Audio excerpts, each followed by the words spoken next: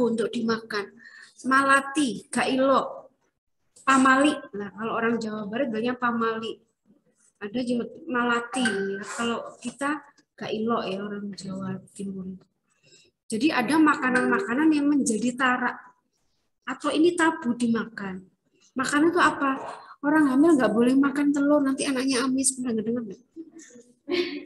Iya.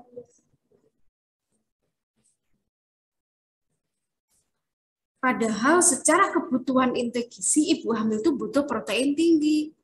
Karena kan di dalam janin itu butuh nanti ketika dia mau proses penyusunan organ tubuh ya, tulang, belum lagi organ vitalnya dia itu kan butuh protein tinggi. Tapi karena adanya food tabu atau nilai-nilai budaya yang mengatakan bahwa kalau hamil nggak boleh gini, nggak boleh makan ini, nggak boleh makan itu menyebabkan dari bayi anak ini ada indikasi kekurangan gizi. Sehingga terjadilah ketika lahir yang disebut BBLR. Apa BBLR? Berat badan bayi lahir rendah. Udah lahir karena ini dari masyarakat miskin. Karena tadi menarik bagaimana kita melakukan upaya intervensi untuk masyarakat miskin ketika mencegah stunting. Ini masalahnya banyak. Begitu si anak lahir, ibunya kan dari keluarga miskin tuh. Mau beli daging nggak punya uang, mau beli ikan nggak punya uang. Ya akhirnya ibunya makannya ya tahu, tempe, gereh, ya kan? Sayur kadang-kadang. Atau bahkan cuma sayur sama nasi, lauk itu jarang. Ini kan juga mengaruh ke kualitas ASI ibunya, kemudian juga kualitas ASI itu ya, dan dari kondisi ibunya sendiri, jadinya ke anaknya. Akhirnya pertumbuhan anak yang harusnya temennya itu tinggi-tinggi lah rata-rata gitu, tapi dia akan pendek. Nah, pendeknya tidak sekedar pendek, itu mengarah ke kemampuan otaknya. 10-15 tahun lagi dia akan menjadi pada kategori usia produktif, tapi secara kemampuan otak dia akan kalah dengan yang lain. Daya tanggapnya rendah, akhirnya daya saing dia juga rendah, produktivitasnya rendah. Ini yang ditakutkan. Ada istilah weekend lost generation. Kita akan menemui yang namanya generasi yang hilang. Orangnya ada tapi nggak bisa berperan banyak karena ya udah sakit-sakitan, sekolah nilainya elek gitu loh, daya saingnya rendah anak stunting. Makanya bahaya sekali, bahaya itu tidak sekarang tapi beberapa tahun kemudian. Apa upaya dilakukan oleh pemerintah? Ada istilah percepatan penanganan stunting, googling ya. Upaya konvergensi percepatan penanganan stunting. Karena WHO mengatakan kalau tadi angkanya berapa 24, sekian% ya secara nasional. WHO said that if a country has the cases of stunting more than 20%, it means that this country in an emergency stunting. Ketika sebuah negara kasus stuntingnya itu lebih more than 20%, it means that emergency. Kondisinya darurat stunting di negara kalau ada kasus lebih dari 20 di kita 24 tadi ya. Itu nasional. Coba Anda masuk ke Jember misalnya, Jember itu masih 28%. Belum lagi kabupaten kota yang lain. Ada yang masih kisarannya 32% angka stuntingnya. Nah, ini mengindikasikan bahwa PR kita besar. Ya. Peran SKM apa tadi ditanyakan? Apalagi ini ke keluarga miskin. Strategi promosi kesehatan. Ayo teman-teman harus tetap ingat, jawabnya harus komprehensif. That we have 5 strategy in health promotions. The program is how to prevent stunting. Programnya adalah bagaimanakah mencegah stunting. And what can you do as a public health provider to remember about the 5 strategy in health promotion? For the first, edukasi. Tetap. You make our society know that stunting is dangerous for the next our generation. Stunting bahaya, iya. Nanti kalau banyak stunting, generasi itu generasi yang lemah, nggak bisa bersaing. Justru menjadi beban hidup. Ya, edukasi ke masyarakat. Ayo Bu, kalau hamil itu jangan cuma di desa itu sementing bakso ya, mie instan udah enak. Tapi gizinya mana? Bu, makan itu porsinya adalah piring makan sehat, bukan sepertiga nasi, sepertiga sayur, sepertiga lauk kan gitu. Jadi edukasi terus. Betul, ke masyarakat miskin edukasi adalah makanan sehat itu bukan makanan yang mahal. Tapi minimal protein itu kan ada. Entah protein nabati ya, dari tahu, tempe itu udah protein, telur. Ya, nggak harus daging, nggak harus ikan. Jadi edukasi terus. And then for the second change, apa? Strategi yang kedua apa? Ayo ingat teman-teman, saya selalu mengingatkan ke teman-teman lo ya. Strategi promosi kesehatan yang kedua apa? Tugas Anda sebagai seorang ahli kesehatan masyarakat. Dukungan sosial. Yap. Dukungan sosial. Dukungan sosial. Spesifik lagi Mbak, kita punya kata kunci yang menarik ketika bicara social support. Ingat empowerment. Empowerment itu apa? Pemberdayaan masyarakat. Keluarga miskin di desa-desa itu mereka punya arisan, punya pengajian ya. Bukan sosialita kayak di kota besar. Kan? Tapi mereka kelompok potensial untuk mereka ketemu seminggu sekali itu mereka pasti ketemu. Manfaatkan kelompok sosial ini, Anda masuk ke pengajian. Ibunya nanti kita dari FKM mau penyuluhan ya, boleh ya di pengajiannya. Oh, boleh Mbak, karena kita setiap malam minggu tuh ngumpul tibaan pengajian. Pemberdayaan, jadi masyarakat dilibatkan secara aktif lewat kelompok-kelompok potensial itu. Anda masuk, karena kalau Bapak Ibu penyuluhan ya ke balai desa Mbak, ya ke sawah, nanti kalau makan apa kalau saya ke sawah, dia buruh tani kan. Kita bicara intervensi ke masyarakat miskin. Pemberdayanya lewat kelompok-kelompok tadi. Ya disadarkan bahwa jangan sampai kita punya balita yang stunting. Caranya Ibu harus paham, mulai dari hamil ya, makannya yang bergizi, ketika lahir juga harus bergizi dan sebagainya. Edukasi, pemberdayaan masyarakat, and then for the third strategy, apa yang ketiga? Advokasi. Jadi sekarang itu ada aturan di konvergensi percepatan penanganan stunting itu ada satgas penanganan stunting di wilayah kelurahan, kecamatan, kabupaten itu harus ada sekarang. Itu ada aturannya dari Kementerian Kesehatan. Diturunkan karena ini konvergensi stunting itu istilahnya adalah masuk ke strategi yang keempat, ada kerjasama lintas sektor. Bicara stunting tidak hanya orang puskesmas dan orang dinas kesehatan, tapi melibatkan yang lain juga.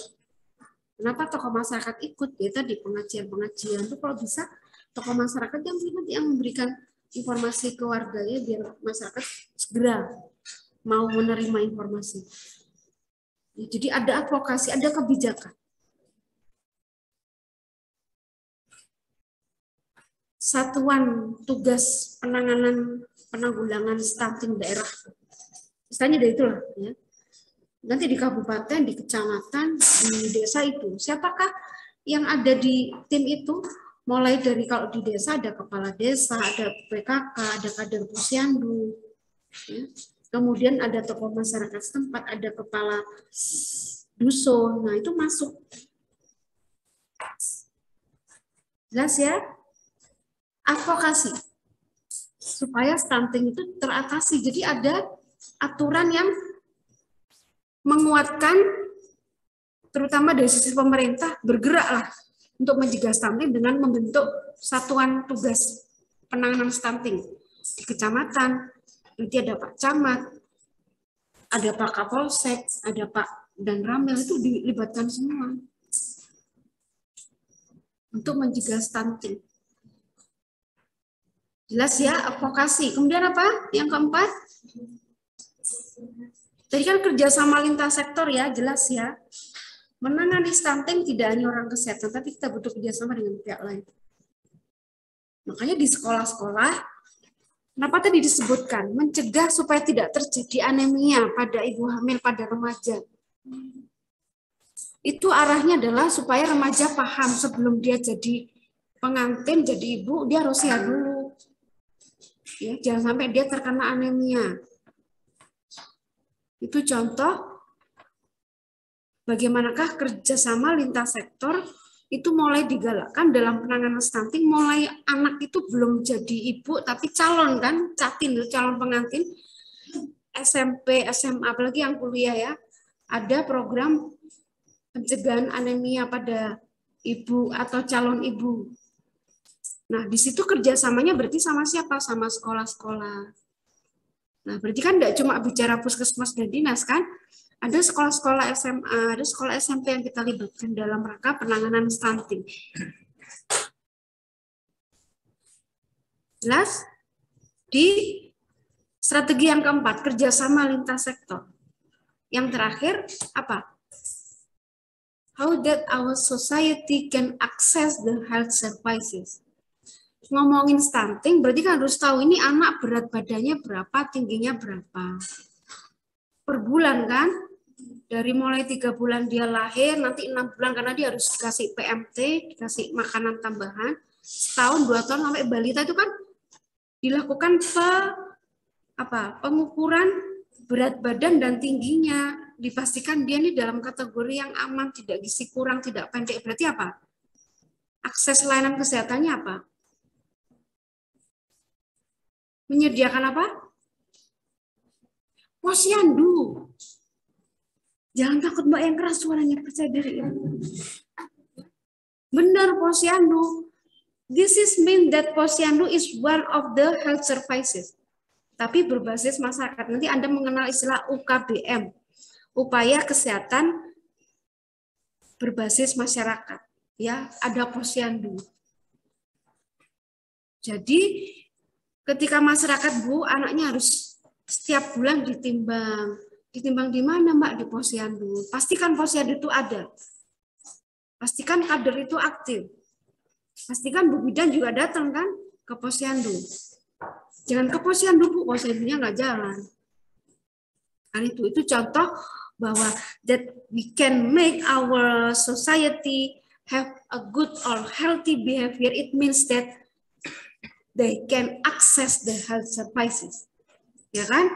Ketika masyarakat dikatakan sudah perilakunya sehat, ya pastikan bahwa dia bisa mengakses layanan kesehatan. Layanan kesehatan tidak hanya layanan secara fisik ya, seperti rumah sakit, puskesmas, tapi layanan kesehatan berbasis masyarakat juga jadi layanan di sini. Seperti posyandu atau posbindu. Pos pelayanan terpadu untuk mencegah penyakit tidak menular, itu ya biasanya usia produktif sampai lansia, atau posyandu lansia itu juga salah satu UKBM. Atau kalau di pondok itu poskestren, apa itu?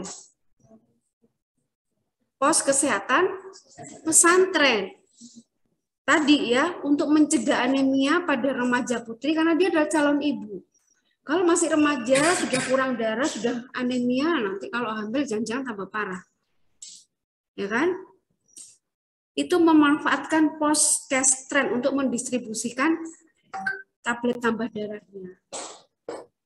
Ini contoh, ada kerjasama lintas sektor berarti kan?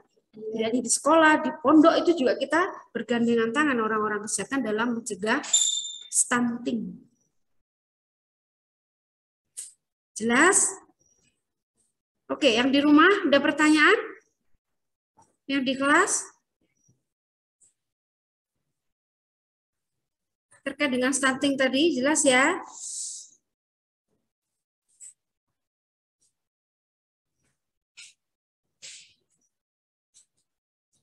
Oke, cukup. Kita break dulu. Saya kasih waktu 10 menit ya, sholat. Saya juga sholat. Oke. Nanti kita kembali lagi 10 menit lagi. Yang di rumah boleh Anda sholat ya. 10 menit kita nanti akan kembali untuk melanjutkan ke topik TB ya.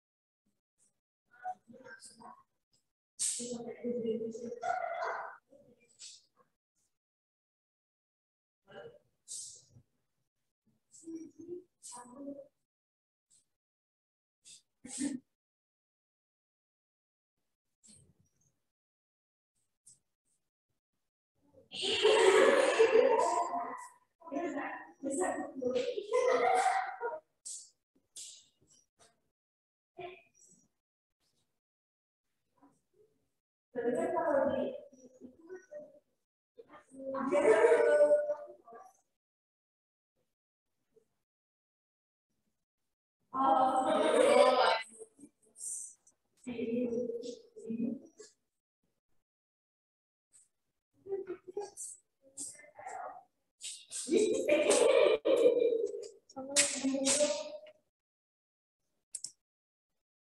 di situ masuk.